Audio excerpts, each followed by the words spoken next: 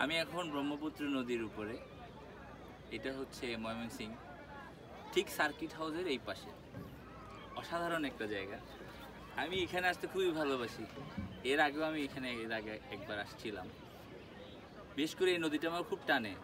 বাংলাদেশের অনেক ডিস্ট্রিক্ট আমি ঘুরছি, বাট পার্সোনালি এই ময়মনসিংহের এই জায়গাটা আমার খুবই ফেভারেট। এখানে শিল্পাচার্য জয়নুল আবেদিনের সেই খুবই স্মৃতিবিজড়িত জায়গা এই জায়গাটা, পাশে ওনার আর্ট কলেজটা। সো এইখানে অনেক দূর দূরান্ত থেকে অনেক ভিজিটর আসে। আপনাদেরকে যদি আমি একটু সাইড ভিউ দেখাতে চাই, ওই পাশটা দেখেন। ওই পাশটা হচ্ছে সার্কিট হাউস, ডান পাশে একদম ওই পারে। ওখানে মানুষ কিন্তু ঘুরতেছে, বেড়াচ্ছে। খুব সুন্দর জায়গা এটা। এক পাশে পুরোটাই সার্কিট হাউস, জেলা প্রশাসকের কার্যালয়। এ পাশ নদী। এই পাশে আমি যেখানে বসে আছি, আমার ঠিক উল্টা পাশেই নদীর ওই পাড়টা আরেকটা জনপদ। ওখানে আপনি যারা চিত্রাঙ্কন করে, ছবি আঁকে, তারা কিন্তু ওই জায়গাটাতে কিছু নিরিবিলি জায়গা আছে, ওখানে বসে বসে খুব সুন্দরভাবে তারা তাদের সম্পূর্ণ মন প্রাণ জুড়ে ছবি তুলতে পারে। এখানে আমি এর আগের বার যখন আসছি দেখেছি ঢাকা থেকে, বাংলাদেশের অনেক ডিস্ট্রিক্ট থেকে অনেক লোকজন আসে, বিশেষ করে যারা শিল্পকলায় পড়ালেখা করে, দ্যাট মিনস যারা আর্টিস্ট, ছবি আঁকেন, হ্যাঁ, তারা এখানে ছবি আঁকার জন্য খুব নিরিবিলি জায়গা বেছে নেয়। আমাদের সাথে যিনি আজকে যে নৌকা চালাচ্ছেন, ভাই আপনার নাম কি? আমি হাসান ভাই। হাসান ভাই আমাকে নৌকায় নিয়ে বেরিয়েছেন।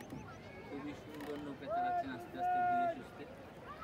আমি কিছু সময়ের জন্য নৌকাটাকে বেছে নিয়েছি এখানে চলার জন্য। আমি ময়মনসিংহে আসলে কোথাও ঘুরি না, শুধুমাত্র এই নৌকাতে ঘুরে যতক্ষণ আমার ঘুরতে পারি ততক্ষণ মনে হয় যেন আমার ময়মনসিংহ ঘুরে হয়ে গেছে। হাসান ভাইয়ের মাথা দেখা যাচ্ছে না একটু?